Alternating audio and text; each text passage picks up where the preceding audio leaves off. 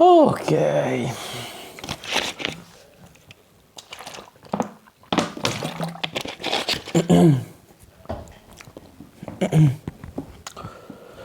Welcome back, fellow explorers. Welcome back to the reading of Quag Keep, the first novel of Dungeons and Dragons. We are at chapter 9 of 18, so we are in the middle of the road, I think. In the last part, you can see it, you can listen it on Twitch or on my YouTube channel. In the last part, our 7 heroes divided for setting up an ambush for some evil druid who are following them. The hero, Milo Yegon, the swordsman, his friend, Nail Fangtooth, a warboar berserker, and a sword maiden, Evilly, fight with the druid, who escaped from the ambush, summoning 3 beasts, 3 creatures for defend itself. The heroes slay the creatures and regroup with the bard Wymark and the cleric Divdine. They are going to the mountains for finding a gold dragon, Licious, for a war against an unknown evil. There is also a 7th companion, a rogue elf, Ingr, with another name for an Italian guy like me. Then, chapter 9. Before we start, I made notification for the live. Wait a second.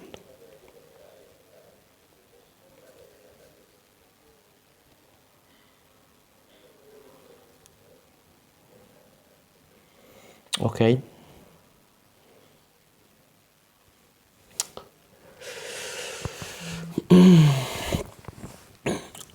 Chapter 9. Harp Magic. I don't know. You are listening to me? Okay. They watched, now alerted, as the twilight faded. Milo noted patches of dark that were certainly not bomb from any tree or bush, but lay in pools as if ready to entrap a man. The last time the cleric Divdine said to Milo Yegon that there was shadows who are trying to kill them. Always, if you stare directly at them, they rested quiescent. But if you turn your head, you cocked from the corner of an eye, stealthy movement, or so it would seem. These are of chaos, Divdine continued, but since they take shape in no real substance, as yet perhaps they are but spies. However, the stench of evil lies in them. His nostrils expanded. Now Milo cocked to that smell of faint corruption which those who gave allegiance to the dark always emitted. The cleric arose. From the bosom of his robe he brought forth a small vial carved of stone, overlaid with runes in high relief. He went to the mounts Wymark and Milo had ridden, and taking the stopper from the bottle, he wet the tip of his right forefinger with what it contained. With this wetted finger, he drew invisible runes on the horses' foreheads and haunches.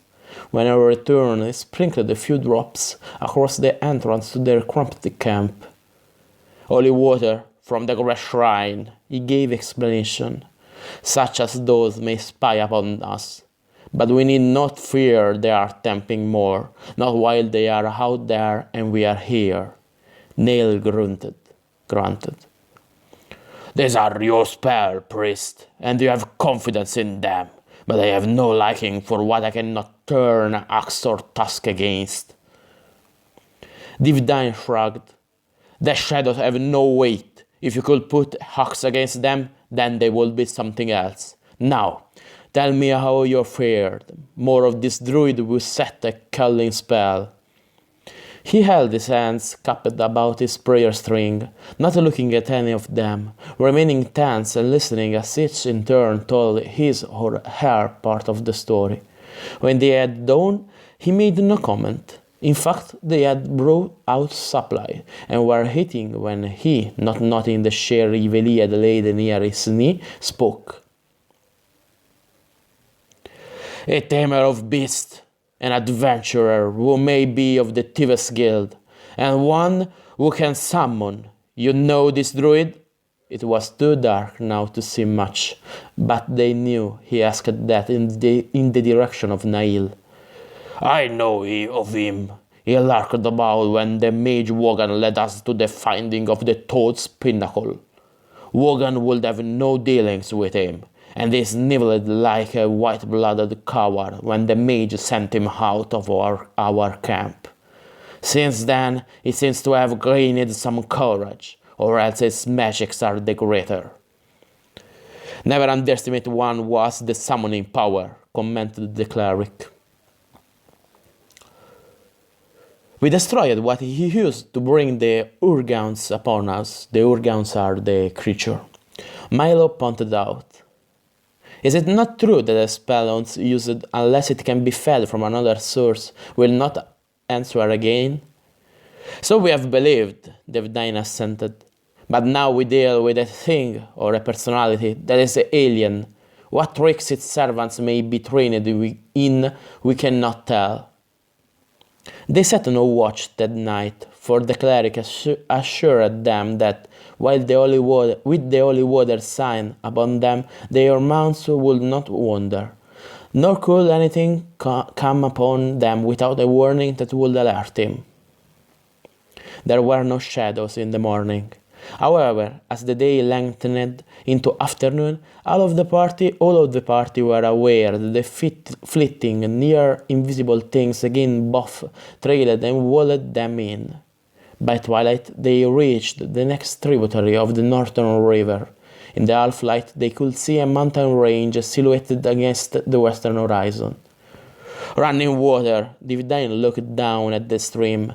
Now we shall see what manner of thing these splotches of dark may be. We shall cross.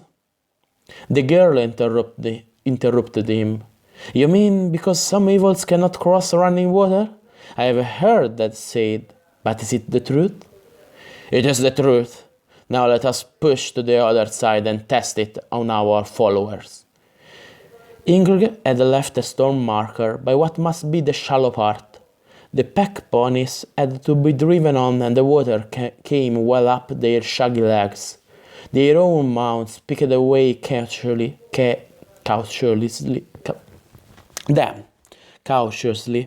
advancing as if they mistrusted the footing. Once they were across, Divdine swung around, and the others followed his example, to look back at the shore they had just quitted. There were distinct blots of mark there right enough, no clean shadows, but something of the dark able to mimic such.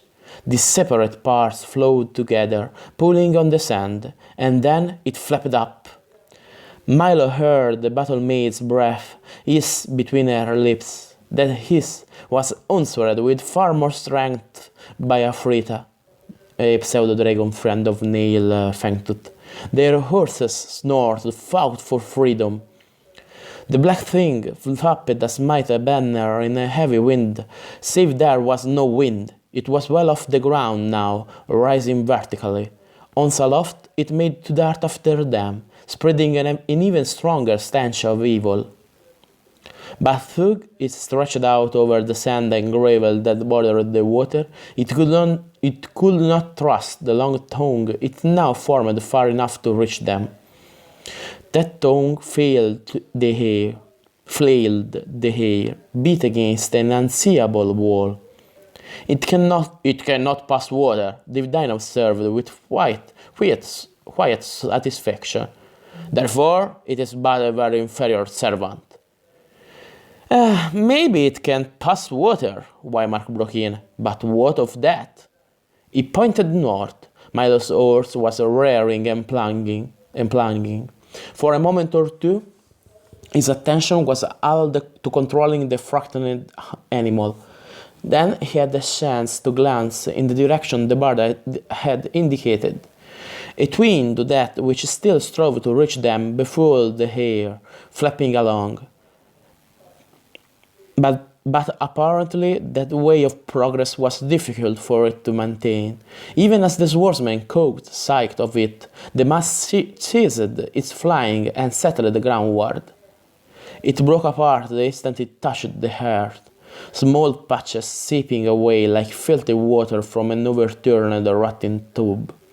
The light was good enough for them to watch this dispersal of the creature, if it were a single creature able to lose itself into parts. Though the shadow bits moved, they did not turn toward their party, as Milo fully expected. Rather, like flattened slugs, they set a path parallel to the line of march but some distance away. Nail spat at the ground beyond the horse's shoulder. "It goes its own way," he commented. "Perhaps it is rightly wary." He looked to the cleric. "What say you, priest? Do we hunt it?" Divine had been leaning forward in his light saddle watching the flopping of the new set of shadows as they strung out. "It is bold," Milo caught the inference of that.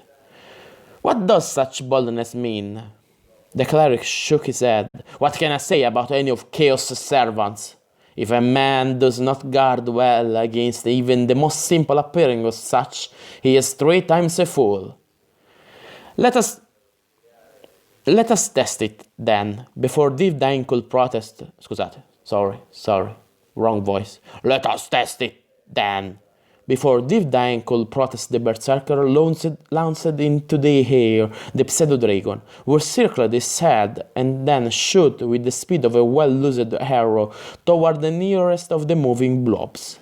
Having reached the position above it, Afrita hovered, her supple neck arching downward, her jaws open as if she meant to dive straight into the thing and do battle. The blob of darkness on the ground paddled, halting its advance. Toward it hastened another to join with it, then a third. From the center of that, uniting there, arose a tendril of darkness like the tentacles of a sea monster. But Afrita was not to be so caught. She spiraled upward, keeping just above that arm of black. Other parts of the shadow creature poured toward the sight. As they watched, these two joined with the first, and the reaching whip grew longer, higher. "So," commented Nail, "it will do battle." Divine, who had kept his attention on the scene, his eyes narrowed with speculation, now swung his bad string in his hand. Milo suddenly thinking that perhaps they did have something to give them warning of possible attack, glanced downward at the bracelet about his wrist. He was somehow certain that if this dark thing meant them harm, the bracelet would come to life. Yet it had not. The cleric slid his beds back, cupping them in his hand. "Call back Afrita, warrior. This thing is a spy and not a fighter. But whether it can summon that which will do battle, I cannot tell." Let it watch us, since it would seem we have no real choice in the matter," cut in the bard. "But let us also seek the mountains and speedily. Ingrid has knowledge of safe places thereabouts, where there are defenses against cows very old, but no known to his own people. So they rode on, while the shadow beasts kept pace with them. Their hands were ever close to their weapons, and Nail kept afraid alows and flying. Now and again she fluttered down to ride upon the berserker's shoulder for a short distance, hissing into his ear as if reporting. But if she had anything of importance to say, Nail did not share it with the others. Milo kept closing and unclosing his hand that had been so weak after the wound. His fingers could grip now with all their old vigor on the sword hilt when he put them to the test. There was a small ache beginning in his shoulders, as his tenseness grew and he continually searched the ground ahead for signs of danger. That these shadows which spied on them could summon some greater menace was only plain logic. The pack ponies were no longer reluctant, dragging back on their lead ropes. Rather, they crowded up until they trotted along between the riders, sometimes snorting uneasily. Although they never swung their heads to watch the shadows. Perhaps it was the stench of unsent evil which a rising wind brought that spurred them so. Again, the riders found the trail markings the elf had set. Today they made no attempt to erase them. It was enough that they were accompanied by these representatives of chaos. There was no longer reason to hope they might conceal their passing. Twice they halted to water and rest the horses, and to eat the moisture of Gull's cloak, dried out in the wind, had to be renewed from one of the water backs. As usual, the lizardman made no comment. He rode on ungracefully, for his kind did not take to any mounts except some scaled things things found in the seven swamps, which could not be used far away from those mud-holes. His eyes, set so high above his snouted lower face, never even turned toward the shadow, Milo noted. It was as if the amphibian alien was concentrating all his strength of will and mind upon another matter. The land began to rise. Now the grass thinned. The ground was broken here and there by shrubs and standing stones that were like pillars and seemed unnatural, as if they had been set so for some reason, save that their setting followed no pattern. Milo, studying how they dotted the way before them, was mindful of something else. He did not need to see the shadows suddenly surge forward to understand what might menace their party here. "Where are the stones?" "Yes," Divine made answer. "They are shadow bait. See?" The shadows slipped ahead and dropped out of sight. Though the pools they formed now must lie hidden about those pillars. Nail, who had taken the lead, plainly refusing to ride close to Gult, did not even nod in reply. Rather, he wove a zigzag way for them, keeping as far from each of the stones and the things that might lurk about them as he could. It was not easy to choose a way keeping them on their general course, and yet avoiding close proximity to the standing stones. So, as twilight began once more to close in, thus rendering more dangerous their route before them, they need must slow from a steady trot to a walk. The animals of their company resisted and slowly fought that curbing. Trees show ahead, not the twisted stunted ones that had formed the thickets along the rivers, but tall standing ones. They too might give shelter to the enemy. Milo had not seen any movement of shadows since that they had disappeared among the stones. He glanced now and then at his wrist. The bracelet showed no life. Was it true that it could warn? Wymark broke the silence. "We are losing our guard." "How do you—" the swordsman began sharply, his tense weariness redding his voice. Was your nose, man, returned Weimark, or has it held the smell of evil so long that it reports falsely? Milo drew a deep breath. At first he could not be sure, then he was certain.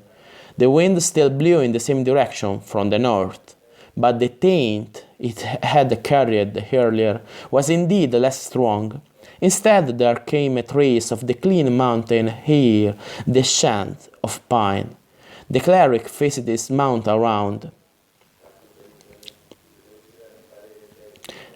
"Be ready," he warned.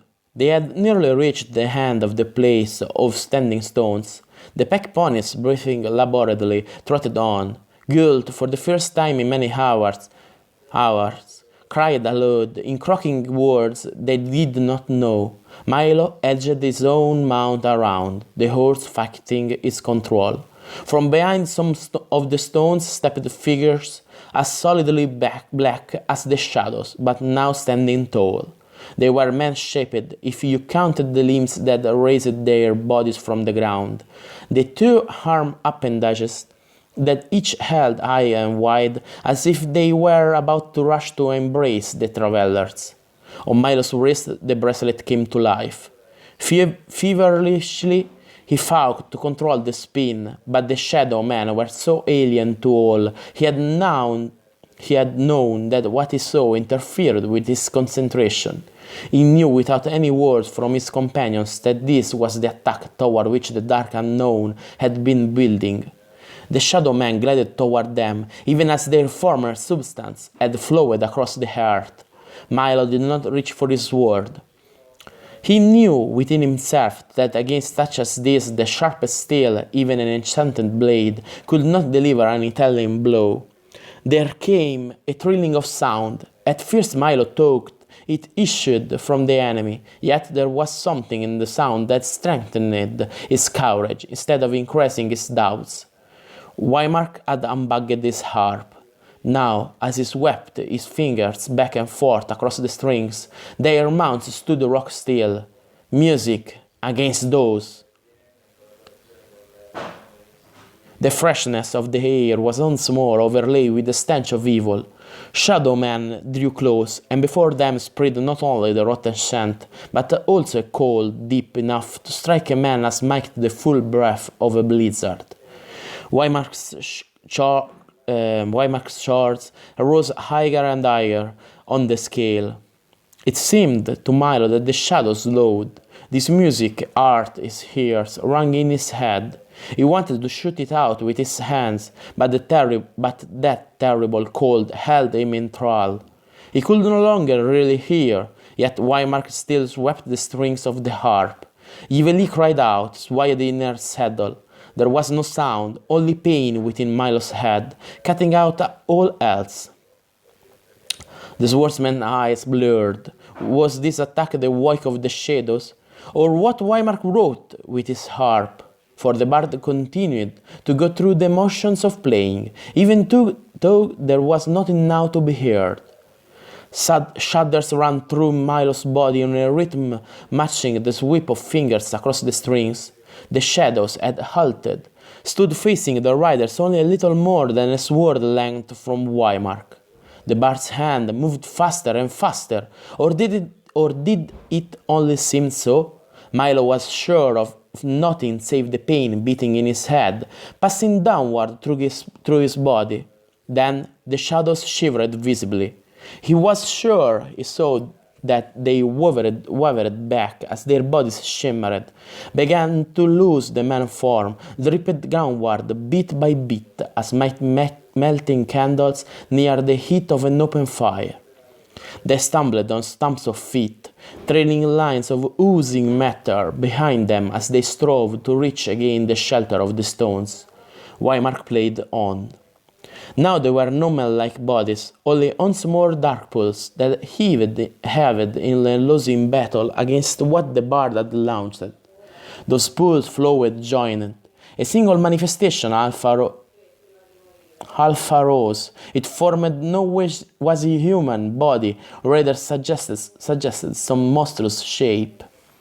A toad head lifted lifted for a moment, but could not hold, dissolving back into the mass.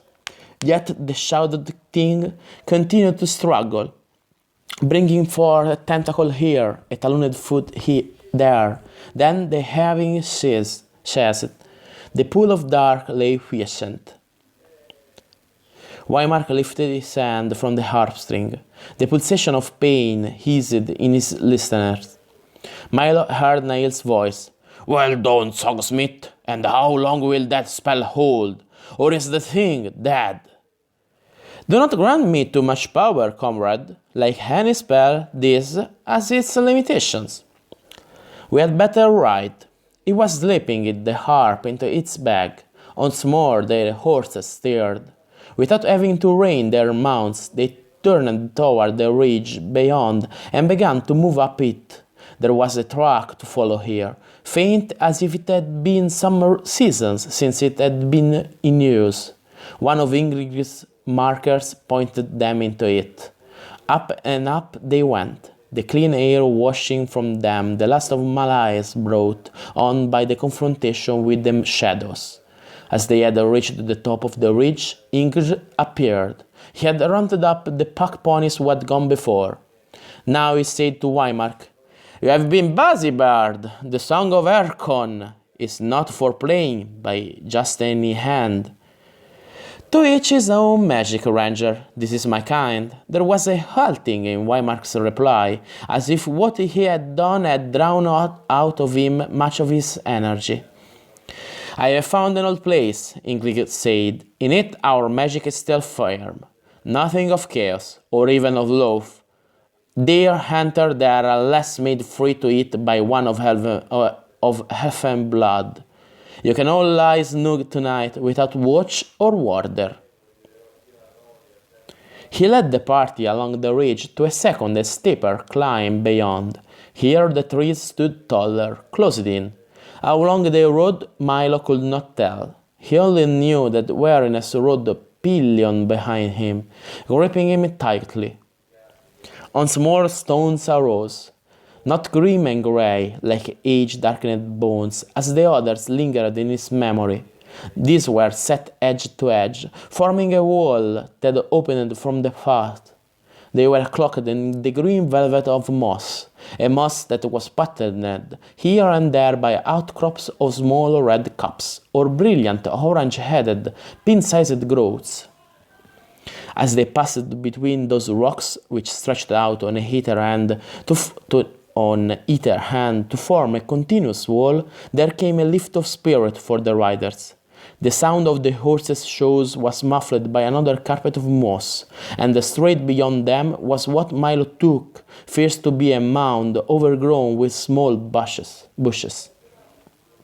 Then he saw that it was a single tree whose leafed branches, the leaves as green and full as if the season were spring and not the beginning of autumn, grew downward to touch the ground.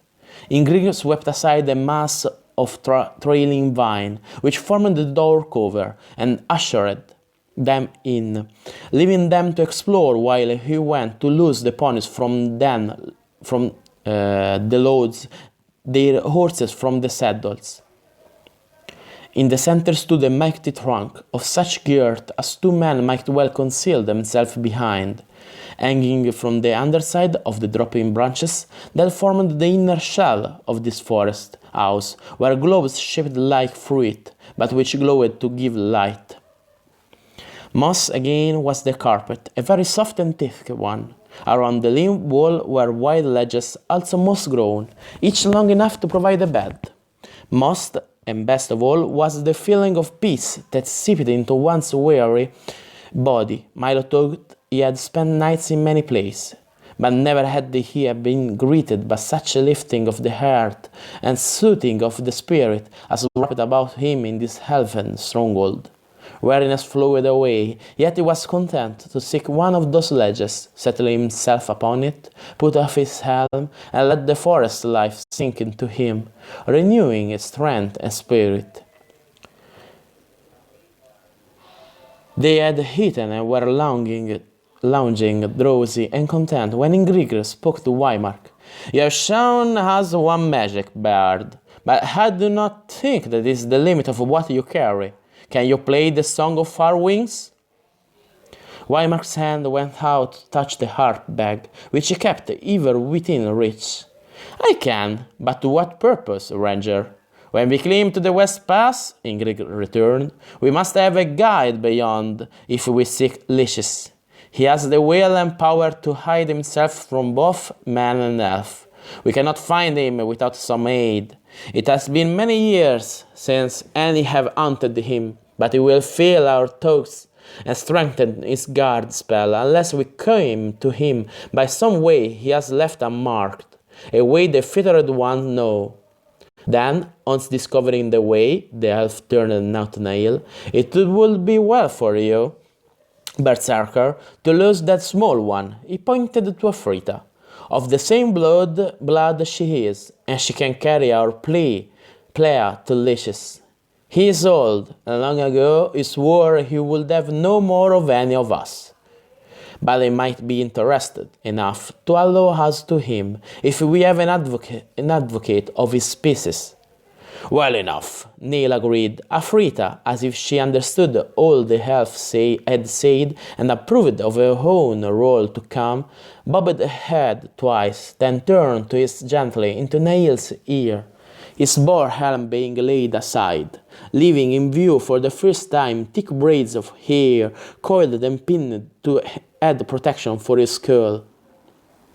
End of chapter 9. Okay, another chapter and we end here for today.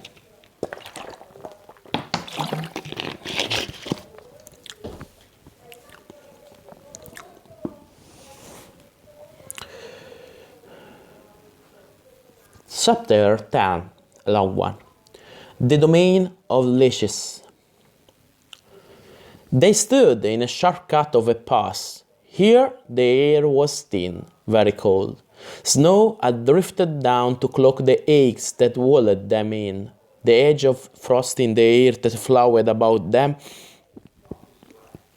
was so cutting that they had tied over their faces any manner of scarf or strip torn from extra clothing to keep out what they could of the cold. Horses dropped their feet, spraddled, their limbs shivering from the effort of the last part of the climb. The mountain had been nearly like a ladder, so they had came up it at a crawling pace, dismounted riders leading the animals. Frost gathered upon their improvised wind masks, stretched their cloaks. For the last of the upward effort, Milo had wondered if Gult would survive. The lizardman had grown more and more sluggish in his movements, though he had never voiced any complaint.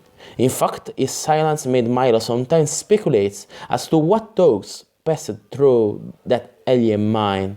Now Gult squatted against a small fall of rock, his eyes encrusted cloak about him. His head huddled down under the hood until only the tip of his nose protruded. Ingrid turned to Weimark, laying his mittened hand upon the arm of the bard, gesturing with the other to the harp in its bag. It was plain what he wanted of Weimark. But in this wind and cold, surely the bard dare not expose his fingers to summon up his own brand of magic. Yet it would seem that Weimark was agreeing. He cocked the end of his furred mitten between his teeth to yank it off his hand. The buried fingers he inserted under the edge of the binding about his chin and mouth, perhaps to warm them with the scanty breath these aches left in a man's lungs. With the other hand, he warded off the bag protecting his skull's harp. Then he settled down on the same fall of rock behind which Gult crowded. Milo moved forward as quickly as he could, taking up a position to shield the harper with his body as much as he might. Seeing what he would do, Devdine, Iveli, and Nail speedily came to aid in making that wind break. Only the elf stood alone, staring out into the swirl of clouds that screened what lay on the western side of the pass. For several long moments, Weimark's face mask he heaved and twisted. Then he brought out his hand to the strings of the harp. Milo saw him flinch and guessed that in this call they faced the pain as immediate and severe as if the strings were molten metal. Touching the harp steadied Wymark. He began to weave a spell of sound. Wind screamed and moaned, but through that clamor arose his fierce notes, as clear and well-defined as any temple gong. They echoed and re-echoed from the rocky walls, until it seemed that more than one harper plied his heart. No pain from this playing attacked his listeners. The notes Wymark repeated over and over again rang through and then out, called the wind, like a summons. 4 times the bard swept the harp strings to play the same questing call. Then, once more, he thrust his stiffening fingers beneath the mouth scarf to blow upon them. Ingriger's shout could well bring down an avalanche should there be any dangerous overhang of snow and rock. Milo tugged apprehensively. The elf had cupped his hands to form a trumpet, and once more voiced that upsurging shout. Through the greyish roofing of the upper clouds descended a great winged thing. Murky as the pass was, it did not hide those widespread wings. Memory once more moved in Milo's mind, opening grudgingly another door. It was a gar eagle, the greatest of all winged creatures, save of course a dragon, that his world knew. The very beating of those wings churned up snow as the bird descended, and when it came to perch at last on a rock a little farther ahead, closed its 15-foot wings and twisted its head downward toward the elf. Over whom it would have towered another head's length had they been meeting on level ground. Even Nail pushed back a fraction.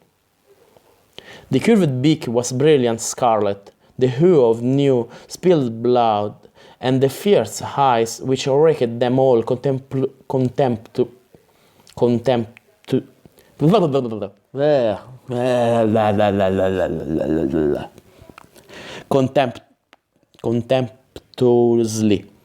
In a single survey were the gold of flames, but for the rest there was nothing but the white of the purest snow. Ingrid held up his mittened hands, palm outward and at the level of his own heart, in a ceremonial gesture of greeting. The head of the huge beard dipped again, dropping lower so that they were indeed now eye to eye. Milo did not hear any sound, save that of the wind, which once more howled, since the magic of the music no longer battled with it. Their communication must be in the silent speech, mind to mind, as the elfin folk were able to do not only among themselves, but with all the sons and daughters of nature, who wore feathers, scales, or fur, or even leaves, for it was rumored that to the elf's trees were also comrades, teachers, and keen friends. The gar-eagle's hooked beak, formed to rend and tear, opened, and the bird screeched ear-piercingly. Ingrid moved back to allotted room as it spread once more those near unbelievable wings, rising up into the clouds. When their visitor had entirely disappeared, Ingrid returned. "We can move on." A wave of his hand gestured ahead. "The Great One will track us when he has word, and we dare not linger here lest the cold finish us." Luckily, the slope downward from the pass was less difficult than the climb. However, they did not try to ride, but stumbled along, stamping on feet numbed by cold. Milo chose to play rearguard, merely because he feared that Gult might drop behind and not be notified. While he had no particular friendship for lizardmen in general, this one was part of their company and deserved an equal sense. He had guessed right that the Saurian was near the end of his strength, for Milo was not yet out of the pass cleft when Gult fell forward into the snow, making no effort to rise. "Why, Mark?" Milo raised his voice. The bard, half hidden in cloud mist, faced around, returning as quickly as he could. Together they bundled Gult across his horse and went on, Milo leading the mount, the bard hovering beside to steady the limp body of the lizardman if he showed any sign of slaying off. Mist hid the rest of the party ahead, but once they were out of the pass itself, the wind ceased to buffet them, and Milo welcomed that small encouragement. Luckily, there was only one possible path to take. It curved to the right, where trampled snow, fast being covered, was their guide. The swordsman longed to speed up, but was breathing in short gasps, and they could guess their footing was treacherous. Tugit was a less exacting a road. It was still steep enough to camp forth caution. Soon it became a series of ledges, each a fraction wider than the one above. They were below the cloud line now, so Milo looked ahead eagerly for their party. Hooves and boots had beaten down the snow, but he could see nothing of those who had made that trail. Confused, he halted, while the horse moved up a step, nudging at him. "What's the matter?" Wymark asked. "They are gone!" Milo's fierce wild talk was of some snare or spell that had needed their rest in spite of Ingrid's talent at chanting such. "Gone?" The bard loosed his hold on Gult and crowded forward to look over the swordsman's shoulder. Milo examined the ledges with greater care. The tree immediately below and beyond where they had paused were trail-marked, but only half of the fourth one showed disturbed snow, as if the rest of their company had been snatched up at that point, and before he could share such a suspicion with Wymark, Ingrid appeared straight out of the mountain wall. The bard's laugh made Milo flash at his own stupidity. Perhaps the cold had slowed his wits and let his imagination take over. "Cave!" Wymark gave the answer Milo should have known. "Let us get there with all speed. If our friend here still has a spark of life in his body, we had better be tending it."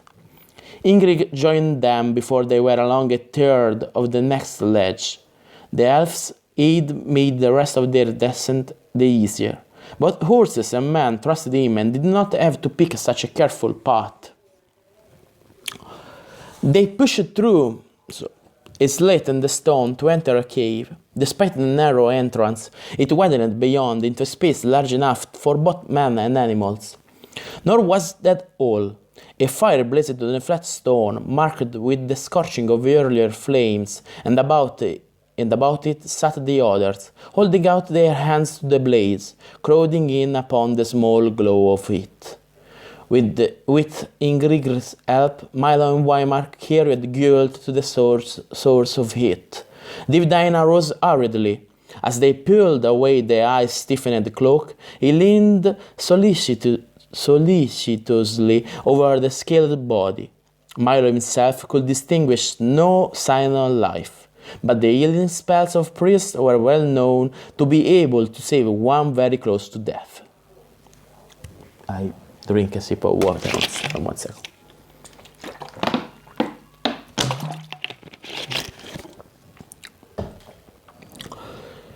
Beads in hand, Divdine drew his outer palm in long swooting strokes from the lizardman's domed head to his scaled and taloned feet, then down each arm in turn. The cleric's voice muttered a chant. Now the elf knelt on the other side of Gult, joining his long-fingered hands to Divdine's in the stroking. On the opposite of the fire, feeding it from time to time from a pile of sticks heaped between two outflung spurs of rock, squatted Nail, and almost nosing into the meager flames was Afrita, low upon her belly, her wings outspread as if she would take into her body all the warmth she could. Wymark rubbed the hand he had bared to the wind in the pass, alternately blowing upon the fingers and holding them to the fire. Yveli had pulled open one of their supply bags to bring out a roll of the most strength-providing food they carried, dried fruit beaten into a thick pulp and then crumbled to be combined with coarsely ground dried meat. For a time, the mere fact that they were out of the breath of the mountain wind, under cover and in shelter, was enough for Milo. He watched the labor of the elf and the cleric apathetically, wondering if their efforts were not already in vain. Neither Ingrid nor Divine were willing to concede such a defeat. In the end, their efforts were rewarded. There was a hiss of pain from the lizardman. His home-lidded eyes opened slowly, and now Milo could see the rise and fall of his arched chest. Divine stopped his stroking, searched again within his robe, and brought out a small curved horn, stopped with a metal cap. With infinite care he loosed the stopper, while Ingrid raised the heavy saurian head upon his own knee, working his fingers between the fearsome fangs of Gull's jaws to open the half-conscious alien's mouth. Onto the purplish tongue thus exposed, Divine dropped 4 small measures of the liquid the horn contained, then made haste to shut the container before returning back to his patient. Gull blinked slowly, his head settled a little to one side in Ingrid's hold. Then his eyes closed. The cleric sat back on his heels. "Cloaks!" he demanded, without looking at the rest of them. "I'll cover and you can spare." Only when his patience was wrapped in a layer of cloaks, with even the horse blankets heaped over him, did Divine relax. He spoke to the elf. "If he stay in the mountain, we cannot answer for his life. His people are of the steaming swamps, not conditioned to such trails as these." "Then let him return when he came," broke in Neil. "I know of all these snake skins. They are as full of treachery as a drinking horn of ale in an indifferent inn. We should have been the better, priest, had his spirit departed from him." "You forget," the battle maid answered him. "It's not the same fetter on him as the ones we must wear." She thrust her arm farther into the firelight, where the flames awoke the glinting life, the reddish gleam of the bracelet. "I do not know by what method we were chosen, but it is plain that he was meant to be one of our company." Neil snorted. "Yes, to betray us, perhaps. I tell you, that one shall watch, and should they in any way raise doubts of his actions, he will answer to me." His lips flattened against his tusk fangs. Milo stared. There was no time for the berserker to allow his change-making rage to take control of his human part. He inched forward and dared to lay hand on the massive arm within his reach. "There is more wisdom in what she says than in your doubts, warrior." Neil's head swung in his direction. The berserker's small eyes already held a warning light. "I say, say," Marco repeated. But he made of that single word a sing-song of notice. His uncovered arm rested on his knee, and now he fingered one string and then another, not as if he chose to use his song magic, but rather as if he tried each in turn to make sure of his strength. Even as a warrior before battle looks to the state of his weaponry. Yet, even such a seemingly idle plucking carried with it sounds that echoed softly through the cave. Milo, who had been about to tighten his grip on Neil's arm in perhaps a futile attempt to bring the berserker to his senses, found his hold broken. His hand fell away to rest on his own knee. Just as the warmth of the fire sank into his chilled body, so did those random notes warm his mind, bringing a release from tension, a gentle dreaminess from which all that might harm or threaten was barred. The swordsman chewed away at the bit of rolled journey food Yveli had handed him. Content with the warmth and that ease of mind, though an instinct buried deep inside him still was aware enough to cry out that this easement was of magic and would not long hold. Outside the cave, darkness gathered. Only Ingrid arose now and then to feed the fire, but no longer with wood. Later, he brought lumps of coal from some inner bay to be set with skill among the brands, so that in turn those kindled, giving new life and strength to the flames. Now and then, one of the horses or ponies tethered further in, stamped or snorted, but those by the fire were sunk in the silent bomb of their own thoughts or dreams. Once Milo rose enough to mention the need for a sentry, but Neil, his voice a whispering rumble, pointed to Afrita, saying, "She will give voice in warning. Her senses are better than ours for such service." The pseudo-dragon had waddled so close to the fire that Milo wondered if it would not sing her. Her long neck uncoiled, her head darted forth, and her jaws clamped upon a bit of glowing coal.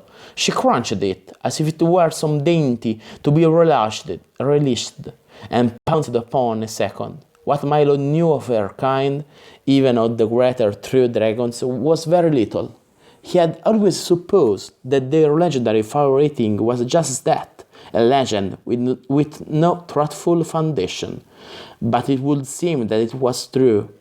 Nail made no attempt to prevent her epicure feast, even though there was a faint puffing of smoke trails from her throat.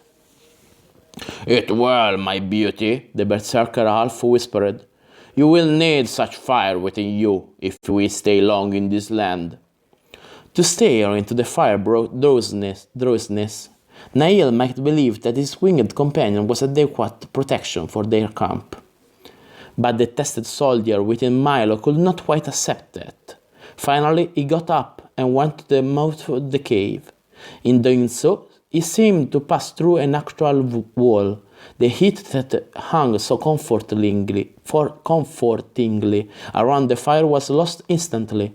He shivered and drew closer his cloak, as he peered out into a night so dark and starless that he had to depend upon his ears rather than his eyes to guess what was beyond.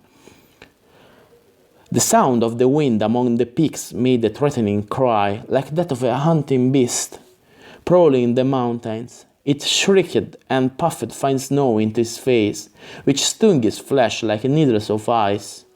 By all the sounds he could identify, a storm had closed in upon the high country. Perhaps only the cave shelter had saved their lives. Even magic could not withstand such a raging of nature. Milo stepped back. The others, even in Greek, slept, but the swordsman found himself shaken out of the charmed contentment Weimara's harping had produced. Till he sat down once more by the fire, he could not drowse. Rather, he tried to order his thoughts, looking from one to another of his strangely assorted company. Each represented certain abilities and strengths, also probably weakness, which differed. Even though he, Nail, and Yveli were fighters, they were far from being alike. The cleric, the bard, and the elf commanded other talents and gifts. The lizardman-like Nail, Milo wondered why the alien had been added to their motley company. It was true that the Saurian ancestors once were swamp dwellers, needing both water and turgid heat about them to function best. Yet guilt,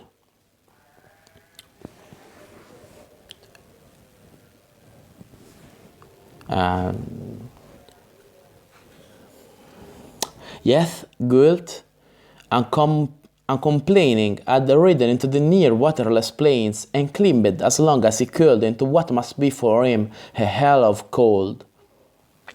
The lizard folk in their own lands and with their own weapons were warriors of high standing. Therefore, there must be some reason why Gert should arrive with them now, not just because he also wore the bracelet which was the badge of their slavery to some unknown menace.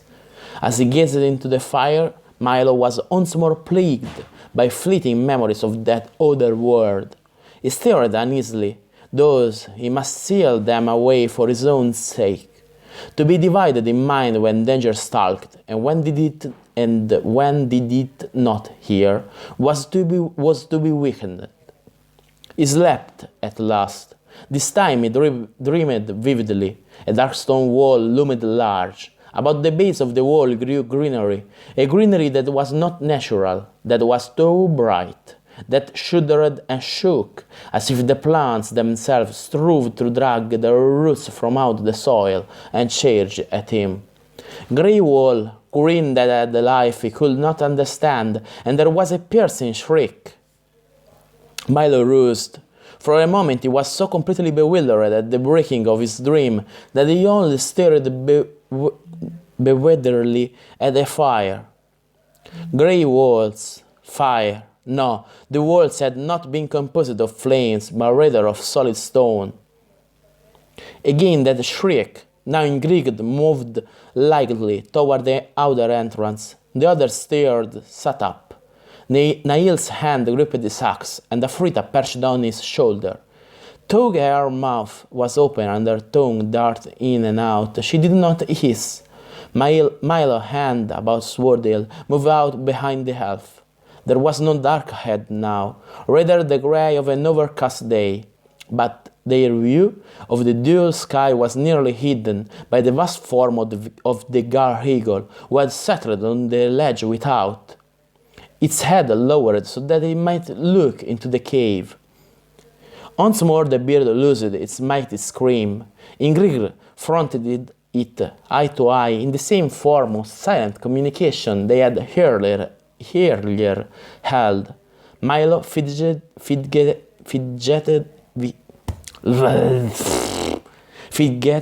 at his side, not for the first time, wishing that some of the talents of the elvenkind were also shared by man. That confrontation of elf and bird continued for what seemed a long space. Then Ingrid stepped within the overhang of the cave as huge wings fanned the air. Up into the thin atmosphere of the heights sped the gar-eagle, while the elf returned to the company now roused and waiting by the fire. Leches lies to the south, in a place he has made his own, Ingrid reported shortly. It remains to be seen if he will accept our company. Accept.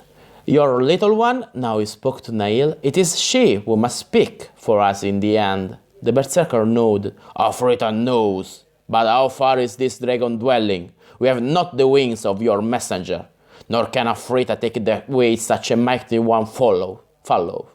A single blast from the wind in these reaches will beat her far off course. She need not try her wings, not until we reach the boundaries Leches has established to protect himself, returned the elf. As to how far away, he shrugged, that I cannot measure in our distance upon land, for wreck, he waved to the outer world, plainly naming the gar-eagle, does not reckon distance, as do we who are wingless. He has set the way in a pattern for my mind only, as he looked down upon it from afar. However, we can descend the lower lands and move from one valley to another, sheltering in part from the cold. Even Guld, aroused enough to sit one of the mounts, still wrapped as well as they could manage against the chill of the aches, making no complaints as Divdine led his horse once more out into the blast that had nearly killed the lizard man. Thus they followed the path of the ledges down until scrub trees, finally forest giants, closed about them in a dark green silence, through which Ingrid took a twisting route with the same confidence one treads a well-marked road.